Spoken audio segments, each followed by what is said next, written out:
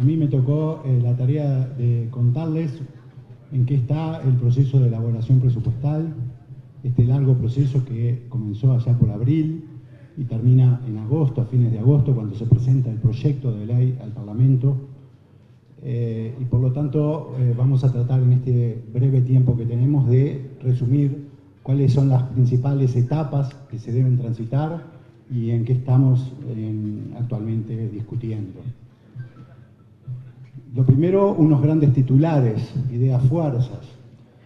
El presupuesto es una de las leyes más importantes de cualquier gobierno, es la expresión financiera del gobierno. Esto quiere decir que se plasman en él todas las líneas de acción o buena parte de las líneas de acción, las cuales adquieren una dimensión monetaria, se ponen recursos para el logro de esas acciones y de esos compromisos de gobierno. Es también una ley que marca lo que va a ser el sesgo, la orientación de la política fiscal, la que determina en última instancia cuál es el ancla, la dirección por la que camina la política fiscal. El presupuesto, por otro lado, tiene que elaborarse teniendo en cuenta la realidad económica. No se puede realizar en las nubes sin saber qué es lo que pasa, sin saber cuáles son las proyecciones macroeconómicas. Por lo tanto, este es un área clave que también vamos a hablar. Luego está remarcar el principio de responsabilidad fiscal, que debe ser una guía para la elaboración del presupuesto. Se debe elaborar un presupuesto que asegure la sustentabilidad de las cuentas públicas y no contribuya a la desestabilización, que no afecte el crecimiento, que no afecte el empleo, que mantenga los logros sociales y los profundice. Esa es un poco la clave para la elaboración del presupuesto. Y obviamente el mantenimiento de los equilibrios macroeconómicos es una referencia obligada, porque como bien decía Pablo al finalizar su exposición, no hay experiencias conocidas de avances sociales sustentables en el tiempo que se hayan realizado en situaciones de inestabilidad. Lo que vamos a mostrar ahora es un conjunto de etapas que es necesario recorrer a los efectos de concluir con un proyecto de ley de presupuesto. Son etapas que están ordenadas en un orden lógico, secuencial. No quiere decir que necesariamente se sigan al pie de la letra una a otra, pero sí tienen un orden que vamos a ir viendo en qué consiste ese orden. La primera etapa es crear un marco macroeconómico base para elaborar el presupuesto. Luego hay que fijar metas fiscales. Luego corresponde el periodo de evaluar los ingresos proyectados, saber con cuántos recursos se cuentan y cuáles son los gastos que ya están comprometidos por acciones previas de gobierno. Y esa es una etapa bien importante también. Finalmente es necesario también saber qué va a pasar con las empresas públicas, que son organismos importantes que componen el sector público y por lo tanto sus resultados también influyen en la elaboración presupuestal. Y luego a partir de esas consideraciones hay que llegar a un determinado espacio fiscal que podrá ser ampliado en base a acciones que permitan la relocalización de determinados gastos, ahorros o generación de mayores recursos. Y finalmente una última etapa es la asignación de los recursos adicionales a las prioridades establecidas por el gobierno. Es decir, esto intenta hacer un resumen de cuáles son las etapas, los pasos que hay que ir procesando a lo largo de este periodo para llegar a un buen resultado y para llegar a definir cuáles son efectivamente los recursos y las prioridades que se establecen. Entonces vamos a tratar de ir haciendo algunos comentarios y viendo en qué estamos en cada uno de estos puntos. Con respecto al marco macroeconómico, resulta fundamental contar con un marco macroeconómico adecuado, un buen diagnóstico de la situación y sobre todo una buena proyección de lo que esperamos para los próximos años, que no es fácil de hacer dado las grandes incertidumbres que existen a nivel mundial. El escenario, no vamos a profundizar en caracterizar el mundo. Hay consensos de acuerdo a, todos los analistas, inversores. La visión es consistente en cuanto a que el mundo se está desacelerando, hay un fuerte desaceleramiento fundamentalmente en los mercados emergentes, China, Brasil, y eso se explica en buena medida qué es lo que está pasando con el precio de nuestros principales productos de exportación, los productos alimenticios, que tienen una caída muy importante en el último periodo y nadie espera que los mismos se recuperen en el corto plazo. Yo diría que las proyecciones apuntan más a una estabilidad o un leve repunte, pero sin alcanzar los niveles previos. También es consensual la expectativa de crecimiento de las tasas de interés internacional, gradual, pero que va a tener un impacto muy fuerte en el fortalecimiento de la moneda norteamericana y en los flujos de capitales hacia las economías desarrolladas. Y quiero llamar un poco la atención es lo que en ese marco internacional, ¿qué se está esperando de América Latina? América Latina está teniendo resultados realmente pobres, ha sufrido un gran proceso de desaceleración, cuyo piso se estima que es el 2015, donde crecería entre un 0 y un 1%, y se espera una recuperación muy gradual y con muchos riesgos asociados al escenario internacional. Es decir, el continente americano es el que está sufriendo más la situación internacional. En este marco, ¿cuál es la proyección que hacemos para la elaboración del presupuesto? Tiene que ser la variable clave acá es el PIB, porque buena parte de los ingresos fiscales están asociados directa o indirectamente al PIB. Por lo tanto, es necesario tener una buena proyección que no sea optimista ni tampoco pesimista, que sea realista y que incorpore la situación internacional y sobre todo la situación regional, donde también es por todos conocidos que Brasil, sobre todo, ha sufrido un fuerte proceso de desaceleración y deterioro de sus fundamentos económicos. No voy a profundizar en lo que significa estar pensando que Uruguay va a seguir creciendo en los próximos 5 años. Creo que la presentación de Pablo explica en buena medida por qué estamos haciendo esta proyección de un crecimiento algo menor al 3% en los primeros 2 años de 2015-2016 y tendiendo al 3% en el 2017, porque las fortalezas con que cuenta la economía uruguaya permiten transitar esta senda compleja a nivel internacional con menores tasas de crecimiento, pero sin entrar en recesión y menos sin entrar en una crisis. ¿Cuáles son las metas fiscales que fijamos para este periodo? Bueno, ahí creo que hay que hacer unas consideraciones importantes a tener en cuenta para saber cuál debe ser la orientación de la política fiscal en los próximos años. Yo lo resumiría en 3 puntos claves, que es, en primer lugar, saber exactamente, analizar cuál es la situación fiscal de partida. En segundo lugar, saber con qué margen de maniobra financiera, con qué espalda financiera se cuenta. Y finalmente, saber cuál es la situación económica actual y proyectada, cuál es la ubicación cíclica de la economía uruguaya, qué se está esperando y en función de esas consideraciones y obviamente teniendo como norte la sostenibilidad de las cuentas públicas, definir una estrategia fiscal. Entonces, vamos a hablar brevemente de cada uno de esos puntos. La situación de partida es un déficit elevado, del orden de 3,5% en el 2014. La situación obviamente es manejable, pero no nos parece prudente mantener altos niveles de endeudamiento, de deuda y de déficit en los próximos años. Por lo tanto, es necesario avanzar en una corrección gradual de los mismos. Importa no solo la meta, sino también la trayectoria que se comprometa y que esté asociado a la elaboración del presupuesto nacional. Esas metas fiscales deben ser creíbles y deben ser alcanzables. De nada sirve fijar metas ambiciosas que ya se sepa de por sí que no se puedan cumplir.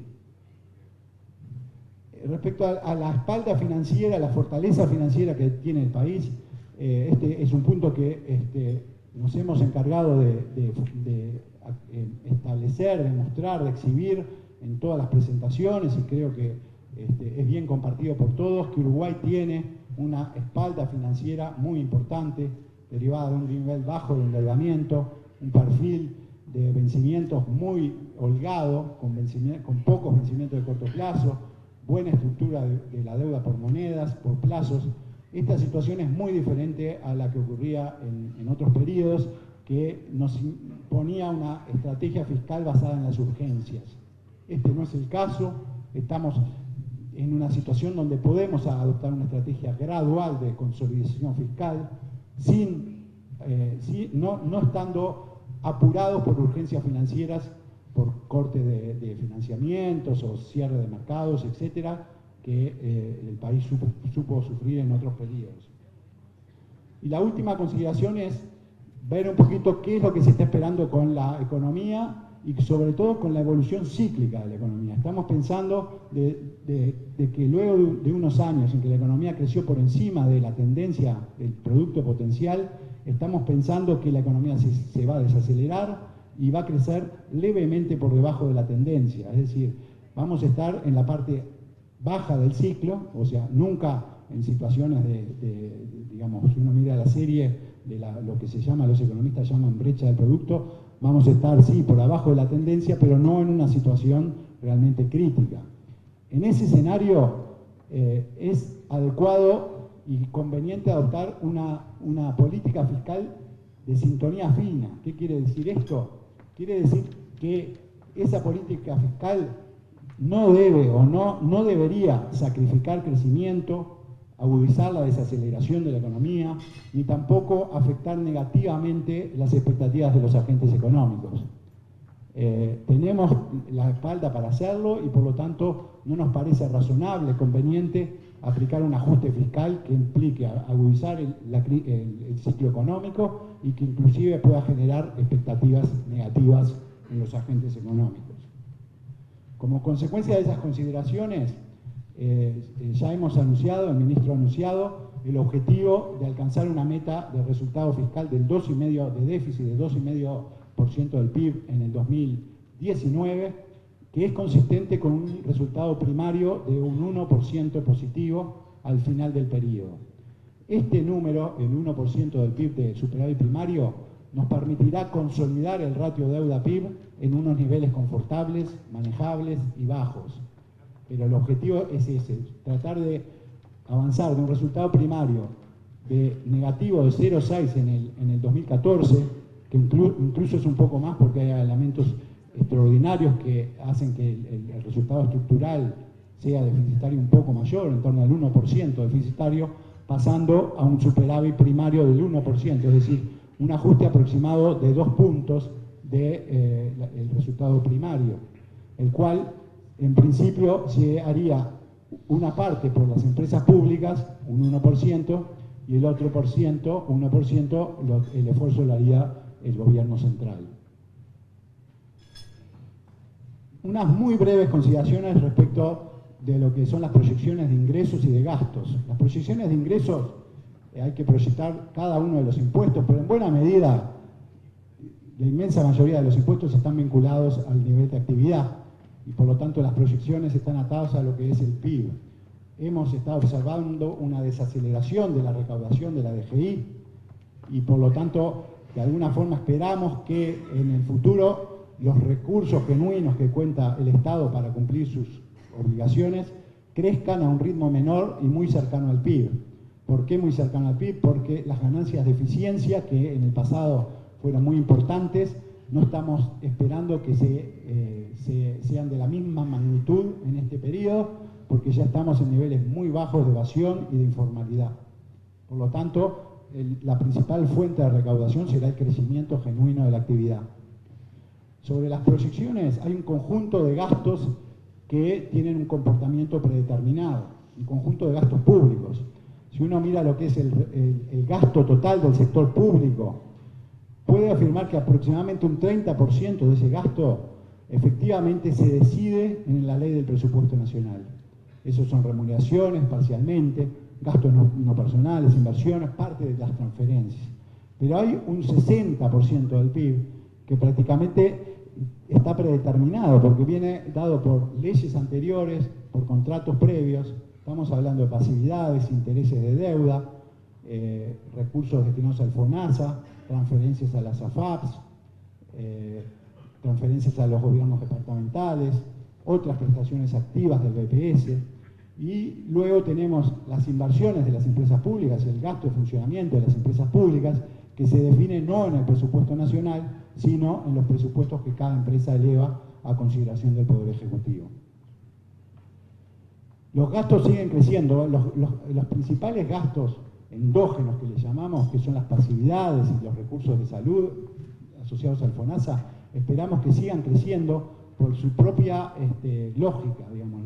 Las pasividades están asociadas a los salarios reales, que van a seguir creciendo, y el FONASA, el Seguro Nacional de Salud, todavía requiere la incorporación de colectivos, fundamentalmente jubilados y pensionistas, que van a implicar un aumento adicional de gasto en los próximos años. Por lo tanto, una parte de la recaudación adicional ya está comprometida para financiar gastos preexistentes.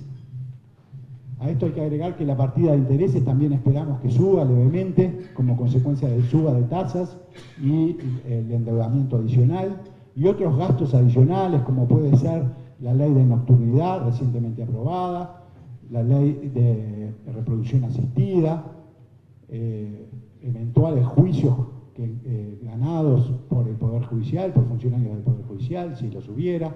Es decir, hay un conjunto de gastos que también hay que tomar en cuenta para elaborar las proyecciones. Respecto a las empresas públicas, como les comentaba, son un componente fundamental de las cuentas públicas. Sus acciones no se definen en el presupuesto nacional, pero influyen en el presupuesto nacional porque de alguna forma implican que afectan el espacio fiscal del presupuesto y los recursos que genuinamente se van a gastar en las prioridades de gobierno. Por lo tanto, deben ser tenidas en cuenta a los efectos de la realización del presupuesto y fijadas sus determinadas metas, orientaciones en los presupuestos de cada una de las empresas. En los últimos años hemos asistido a un deterioro del resultado de las empresas. La contribución que hacen las empresas al resultado fiscal tiene varios componentes. Uno es el resultado propiamente dicho de las empresas, otros son las transferencias que hacen a rentas generales, otras son los pagos de impuestos, impuestos directos, impuestos indirectos, los aportes que se hacen a la seguridad social. El conjunto de esos aportes de las empresas públicas es el que estamos graficando. Y como se observa, se verificó en el último periodo un deterioro significativo de ese aporte al resultado global, explicado tanto por un aumento de costos operativos, fundamentalmente, de las empresas públicas, o sea, el resultado operativo de las empresas públicas se ha venido deteriorando, y también ha habido un esfuerzo muy importante en materia de inversiones, en obras de telecomunicaciones, fibra óptica, energía, generación de energía, en el área de los combustibles, etcétera. Son proyectos que están finalizando y por lo tanto es de esperar que esos proyectos que están finalizando den lugar, den espacio para la realización de otro tipo de inversiones, no necesariamente de las empresas públicas, porque en esta lógica el espacio que dejan las empresas públicas lo toma el gobierno a través de sus acciones prioritarias en diferentes áreas. Entonces, el esfuerzo que se le está planteando a las empresas públicas es de un 1% del PIB a lo largo de los 5 años, y se plantean acciones en el área de recursos humanos, en el área de los gastos de funcionamiento y en el área de las inversiones. Y esto se complementa con compromiso de gestión, que es una línea de trabajo de la Oficina de Planeamiento y Presupuesto que el Ministerio de Economía acompaña muy entusiasmadamente, que implica establecer compromisos en materia de indicadores de gestión, en materia de gastos, en materia de inversiones, etcétera, y eso se articulará con el sistema de retribución variable, que es una innovación que se ha dado en el periodo anterior. Y ahora, yo diría que hasta ahora son las etapas que ya hemos recorrido. Es decir, en estos primeros 3 meses de elaboración del presupuesto, hemos ido recorriendo y sistematizando cada una de estas etapas, y estamos en lo que son las últimas 3 etapas. Es decir, la definición del espacio fiscal, la búsqueda de ahorros en diferentes organismos que permitan canalizarse hacia determinadas prioridades, y obviamente el establecimiento de prioridades. Ese es el periodo en el que estamos, en estos próximos 2 meses, y ahí ya en el Consejo de Ministros se ha ido avanzando a nivel de los organismos, los incisos que componen la administración central. Se han acordado en el Consejo de Ministros, a nivel del Consejo de Ministros, un conjunto de lineamientos que se han transmitido a cada uno de los incisos, es decir, los organismos que componen el presupuesto nacional y las unidades ejecutoras, un conjunto de líneas de acción para la elaboración de su presupuesto. Esas líneas de acción, acá vamos a dar grandes titulares. Una es básicamente el abandono de la lógica incremental en la formulación presupuestal. Esto es, se acostumbraba a que la ejecución del último año del periodo anterior constituyera el piso a partir del cual se iban asignando partidas incrementales en los siguientes años. Lo que se busca es reformular ese criterio, analizar cuál es la línea de base en cada uno de los rubros, remuneraciones, inversiones, gastos de funcionamiento, y asignar partidas exclusivamente para el periodo, para los primeros años, no comprometiendo recursos inciertos de futuro en gastos permanentes hacia adelante. Por lo tanto, la apuesta es más a ir avanzando en el logro de los compromisos de gobierno en forma gradual, a medida de que las rendiciones de cuenta permitan obtener espacios fiscales adicionales para ir avanzando en el compromiso asumido por el gobierno. También se va a generar ahorros en los incisos, y esta es una apuesta bien importante de este gobierno, búsqueda de ahorros en todos los rubros y en todos los organismos. Se va a tratar de optimizar la utilización de los créditos presupuestales. Este es un trabajo más microeconómico, es decir, hay que arremangarse, ir a cada una de las unidades ejecutoras y ver dónde están gastando y cómo mejorar, cómo utilizar mejor esos créditos presupuestales ya existentes. Otro énfasis bien importante en este periodo es la focalización en la mejora de la gestión y la calidad de los servicios prestados. La eficiencia, el concepto de eficiencia es un concepto que hay que seguir avanzando en el logro de los objetivos con menores recursos o el logro de más objetivos con los mismos recursos y la búsqueda de mejorar la calidad de esos servicios. Y ahí también hay una instrucción bien importante para cada uno de los que elabora el presupuesto a nivel de cada una de las unidades ejecutoras.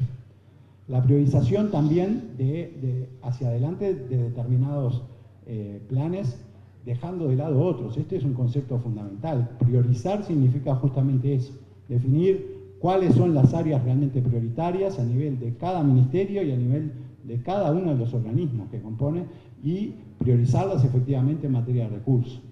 Y finalmente un último elemento que me gustaría remarcar es la apuesta que se va a concretar en este presupuesto a realizar una parte importante de las obras de infraestructura a través de la modalidad de PPPs. Que esto ya también Pablo ha comentado que es una de las líneas de acción que nos permite generar espacios adicionales, ahorros si se quiere, o no llamémosle ahorros, pero nos permite generar espacios adicionales para las prioridades de gobierno, que las prioridades de gobierno están bien establecidas: educación, el Sistema Nacional de Cuidados, las obras de infraestructura, la seguridad pública. Es decir, hay avances importantes que vienen ya definidos por el programa de gobierno en cuanto a avanzar las áreas que se van a fortalecer o más se van a fortalecer en este periodo. A modo de resumen, yo diría que este presupuesto va a tener un conjunto de continuidades y de cambios. Las continuidades vienen por los énfasis que tiene esta fuerza política, que es la misma que ha gobernado en los últimos 10 años y que ha expresado bien claramente a nivel del presupuesto cuáles son sus prioridades en materia de gasto público, la protección, el aumento del gasto público social, etcétera. Y también cambios, hay mayores énfasis en lo que son las necesidades de mejora de calidad de los servicios públicos, la relocalización de gastos, hay prioridades nuevas que han surgido, como es el Sistema Nacional de Cuidado, que tiene que hacerse un espacio para eso. Iremos avanzando gradualmente en el cumplimiento de los compromisos programáticos. La gradualidad es un elemento bien fundamental de la estrategia presupuestal. Insistir en el principio de responsabilidad fiscal, que supone no mantener desequilibrios macroeconómicos, porque eso significa que los logros alcanzados no son sostenibles, por lo tanto la clave es mantener los equilibrios económicos, tener en cuenta la realidad del país para hacer el presupuesto, una realidad que es diferente al periodo previo, de menor crecimiento y por lo tanto de mayores esfuerzos en términos de búsqueda de otros recursos, otros ahorros que permitan de alguna forma continuar profundizando el programa de transformaciones que cuenta nuestra fuerza política. Buscar reorientar el gasto hacia las áreas y programas prioritarios y, como les comentaba, una fuerte apuesta a la mejora de la eficiencia del gasto público.